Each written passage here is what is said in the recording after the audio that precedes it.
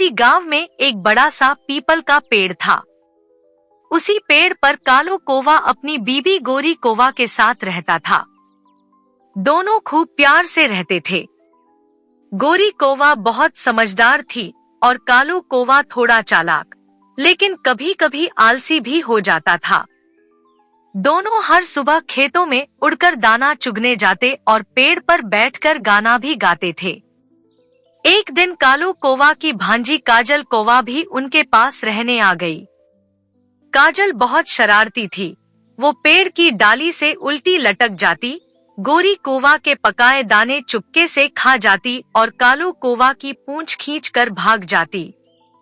शुरू में गोरी कौवा को उसकी शरारतें अच्छी लगती थी, लेकिन धीरे धीरे परेशान भी होने लगी। एक दिन काजल कौवा ने तो हद कर दी। वो खेत से एक सुनहरी मक्का का दाना चुरा लाई और उसे पेड़ की सबसे ऊंची डाली पर छुपा दिया।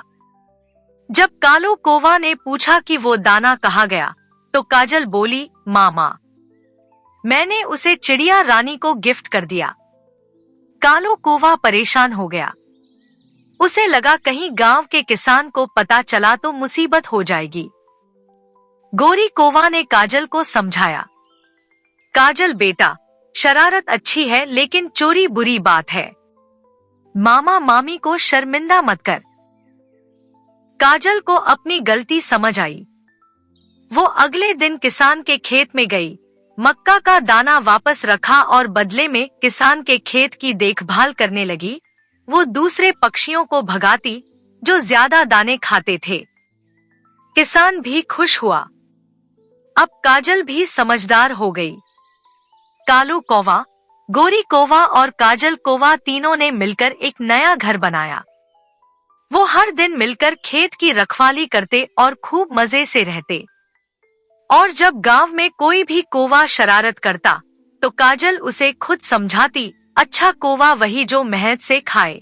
टोनी चिड़िया ने पेड़ों से मीठे मीठे आम, रस भरे अमरूद, लाल लाल सेब और पीले केले इकट्ठा किए। उसने गांव के बीचों बीच एक छोटी सी झोपड़ी बना ली और उस पर बोर्ड लगाया, टोनी चिड़िया की ताजे फल की दुकान। धीरे धीरे गांव के सारे जानवर, खरगोश, गिलहरी, तोता, कबूतर सब टोनी की दुकान पर आने लगे। टोनी सबको मीठे मीठे फल देती और बदले में उनसे अनाज के दाने या कुछ सिक्के ले लेती। एक दिन काला कौवा कालू आया। उसने टोनी से बिना पैसे दिए फल मांगे। टोनी ने कहा, कालो भैया, पहले पेड़ से फल तोड़ कर लाओ या मुझे कोई दाना दे दो, तभी फल दूंगी।